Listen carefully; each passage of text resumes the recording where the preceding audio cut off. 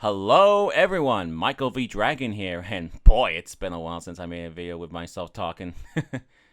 Anyways, I'm here to talk about Sonic Racing Crossworlds, and boy am I excited for this game. I even got to be the lucky participants that got to play the closed beta test last month. Man, did I have a blast playing the beta. And I know I'm a month late on expressing my feedback, but I may as well. And boy, do I have a lot to say about this game. I know I'm a month late on expressing my feedback, but hey, better late than never, am I right?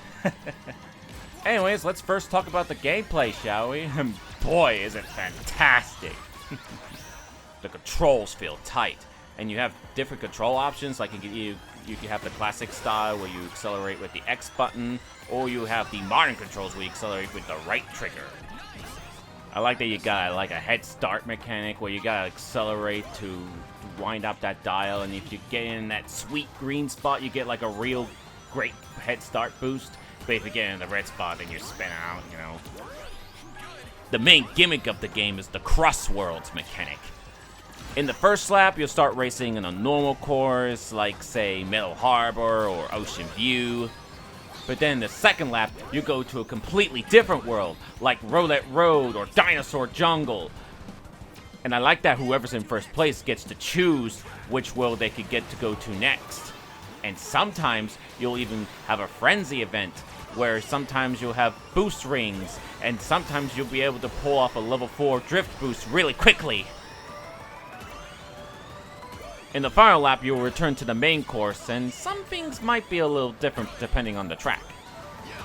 In most courses, it could just be a little diversion or a little shortcut. But then you got some big changes, like in the Wonder Museum, which is one of my favorite courses, by the way. Like, it starts out as a normal museum course where you get plenty of history from the Sonic lore and whatnot, like those dinosaurs from the Dinosaur Jungle and the tornado and some of the ancient stuff you see from Lost World and Frontiers. It all starts out pretty normal in the first lap, but then in the final lap, the ghosts haunt the museum and they bring all the exhibits to life. But yeah, the racetracks from what the beta offered so far are really fun, and I'm looking forward to seeing what other tracks they are planning to make for the full game. The graphics look amazing so far, and for what I hear, it's being run on Unreal Engine 5, and boy does it look stunning. I got to play as plenty of characters that were available in the closed beta test. I think my favorite characters I got to play as the most throughout the closed beta test was Sonic, obviously, and my underrated favorite, Zaz. But I'm really excited to hear that we'll be getting the full cast of Sonic characters in this racing game. Like, we're getting everyone. We're getting Team Sonic, Dark, all of Rose, including Cream. We're getting the entire Chaotix with Victor, along with Espio and Charmy. Even the Balon Rogues are returning, including my favorite Green Hawk boy, Jet. And of course, you got fan favorites like Silver and Blaze, who I also look forward to playing in this game. And you also got villains like Dr. Eggman, and even his AI daughter Sage gets to be playable in this game. And in terms of vehicles, we got 4 different types that we get to play in the beta so far that we can use and customize. You got speed type, acceleration type, power type, and my favorite, handling type. Handling definitely feels like it's the best when going through different turns and whatnot, as the other vehicles, you know, the way they turn feel often very stiff, you know. There's also one vehicle type that we didn't get to use in the closed beta tests, which I imagine is the extreme gear type, which is centralized on the boosting playstyle, and I imagine will have the best boost stats of the bunch.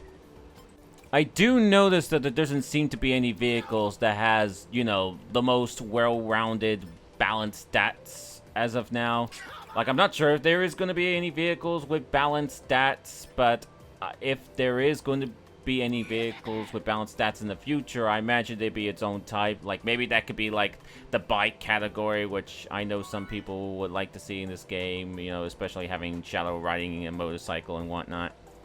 But yeah, I do like how you can customize these vehicles and give them different paint jobs and whatnot, and even give them different stickers.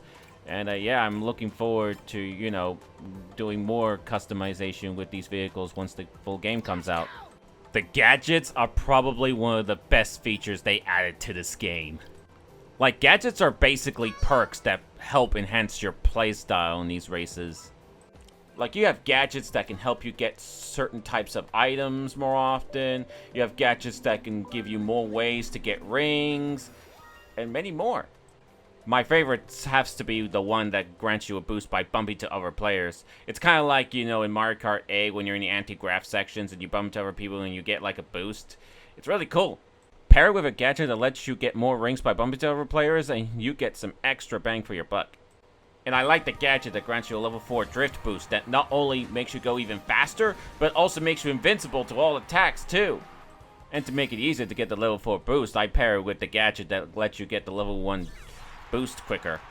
I also like the warp ring gadget that grants you the ability to earn the warp ring from item boxes, but if you pair it with the boost item gadget that grants you a better chance of getting more boost items, you'll have a better chance of getting that warp ring. It might take some time to get used to these new gadgets, but with the right gadget builds, you can be unstoppable. Now let's talk about the items in this game. There are a lot of different types of items in this game, and unlike the last games where it was basically wisps, this time around it's a mixture of wisps and mostly original items. Aside from the wisps, I can sense that most of the original items are based on the Sonic mythos. Like, you got spike balls, you got punching gloves, which could be referenced to basic attacks, especially the homing punch being a reference to the homing attack. You got that spinning tornado move, which I feel like looks similar to Blaze's tornado attack. You could basically use it to knock out nearby opponents and block all attacks. And then you got King Boom Boo, who basically acts like the blue shell of this game. Oh man, I do kind of miss how in the previous games, the first place hunting item was basically like an obstacle for you to avoid instead of being like a direct hit towards you.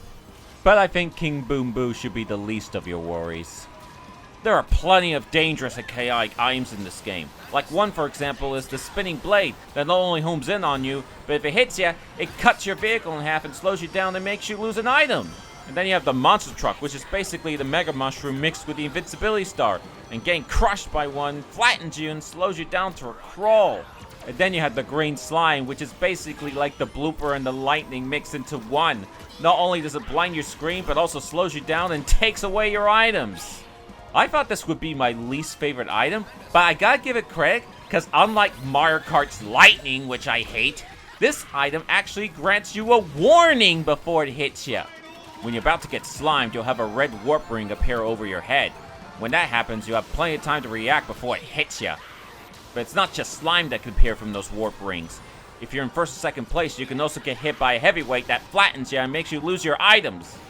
Or you can get flattened by someone who used a warp ring to catch up to your position. But the most interesting of the bunch has to be the Dark Chow, which not only grants items to the user, but to everyone via the red warp ring. That may sound like a good thing, but if you already have an item in your hand, it will change it to something else. You can actually prevent the Dark Chow from giving you items by using a defense item like you normally would with the others. But then you miss out on getting new items like the others. But knowing there's a chance you can get slimed, it's usually not worth the risk to just take it. But yeah, if you have a red warp ring above your head, it's usually best to use a defense item to protect yourself with it, or use a boost item to avoid it. Even a single white boost can help you avoid whatever comes out of those red rings. As for the music, it's alright. I like the new songs they added to this game, along with the remixes like for Metal Harbor and Sky Road. I do notice that some tracks like Water Palace and Dinosaur Jungle did got completely new music instead of the original songs I had, likely due to Sega having trouble owning the rights to the original soundtracks that they came from, so yeah. But honestly, I like the new songs they added for Dinosaur Jungle, and especially Water Palace. Like the music for Water Palace just fits the majestic vibes that this place is going for. I know people complain about this song being, oh, it's not back-to-back, so therefore it's bad. And you know what I say? I think back-to-back's overrated. I honestly don't think back-to-back is as good as the new theme they added for Water Palace. And, you know, if the original makers of that song aren't going to make it easy for Sega to reuse, you know, and own the rights to it and whatnot, then why even bother? I do notice that some parts of the music could use some work, like for example the chore that you hear at the start of the final lap, where they usually go oh, and oh, you know, I feel like they might need to either adjust the chore or like completely rework it with a different instrument that better fits the vibe of the track they're going for. Now, after playing the whole beta, what do I think should be changed and improved?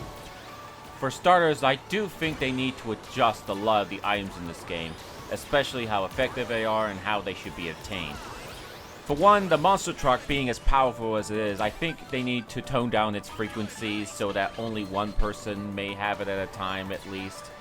But to make up for it because of how short the duration is, I feel like they should have it last just a little bit longer. And Morningstar is really overpowered, you know, being able to cut vehicles in half and have them slow down and make people lose their items. I think the best way to nerf it is to make it a gadget item. You know, kind of like the warp ring where you can only get it if you have that gadget. But I'd probably have it so the Morningstar, you don't get it right away at the start, but instead you get it as your first or second item. And I'd probably say the same for the warp ring as well. I also noticed the triple punches are only exclusive to the blue item boxes that you see in the final lap.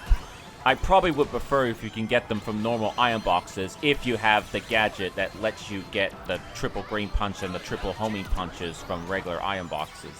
I also would like to see them add like a triple version of the hazard items like the spike balls and the magnets, but have them so they can spin around you like Koopa shells in Mario Kart games. That way you can either throw them or drop them or crash into people with those hazards circling around you. Especially with the magnet item causing people to get close to you and get hit by your magnets. I also noticed you can home in with your green punch as long as you're close enough to your opponents. Though I would probably prefer if you can only do it with a gadget. But have it so you can also do this with other items like say the rolling black bomb or throwable hazards. In terms of what other items they could add in the future, I was thinking they could add in the red burst from Team Sonic Racing where you can leave a fiery trail that can damage other racers from behind. And maybe bring back the J Ghost power-up as well, you know, the one that lets you turn invisible and can steal other players' items. Though I would probably have it so that it only steals items for players who has like 2 or 3 items equipped. I know there's a gadget in the game that lets you change your items, which can be really cool, you know, especially when you have 2 items and you want to switch to the one that fits the situation the most. However, I prefer if it was like an actual feature of the game, so that way everyone can be encouraged to use their items more strategically instead of just spamming them. And plus, it's the only gadget in the game that has its own dedicated button. I'm not sure if they're going to have other gadgets with its own button in the future, but yeah, that's just how I feel. I might say the same thing for quick tricks, you know, like make it an actual feature instead of its own gadget, because I don't really see much incentive to like do more than 3 tricks. So if they want to keep it as a gadget, I would suggest adding in some gadgets to add more incentive to doing more than 3 tricks, like getting a better boost or getting rings for each trick. I do notice that when traveling through the water, you don't really drift, but instead charge up a jump, which, you know, it's pretty cool, you know, it adds a little gameplay change, like lets you jump and reach those rings or iron boxes in the air. But I do feel like they should make it so they should, you know, improve the turning when traveling through water, or at least, you know, let you turn better when charging up a boost. I would change up the slime items so that it would last longer based on your position. So like the higher position you're in, the longer the effect will last. But I would also suggest toning it down so that it doesn't take away your items, but instead just prevents you from being able to use your items until the slime wears off. And as much as I like the color green, I feel like, you know, green slime seems like an odd choice of a power-up considering, you know, we barely interacted with that kind of stuff throughout the Sonic series. I feel like changing it to blue or purple would be more fitting, so it could be more of a reference to the chemical stuff you see from the chemical plant, like those blue blobs that attack you, or the purple stuff that slows you down. Stuff like that, you know?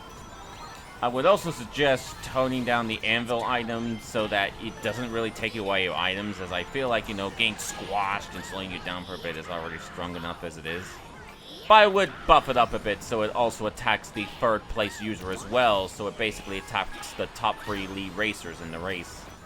Anyways, I think that's all I gotta say about, you know, the closed beta test from Sonic Racing Crossworlds. You know, I really enjoy it, and I'm looking forward to see more of what the game has to offer. You know, I hope they do an open beta in the future so that everyone can try it out. And yeah, I'm really excited for this game. And I'm really excited to see what they have to offer post-launch, because I am so happy that they're finally going to have DLC post-launch content in the future, especially with the announcement of a season pass and whatnot. But anyways, thank you all for watching, rambling about my thoughts on the game and watching the gameplay. You know, I hope you enjoyed it, and I will see you all next time. Goodbye for now.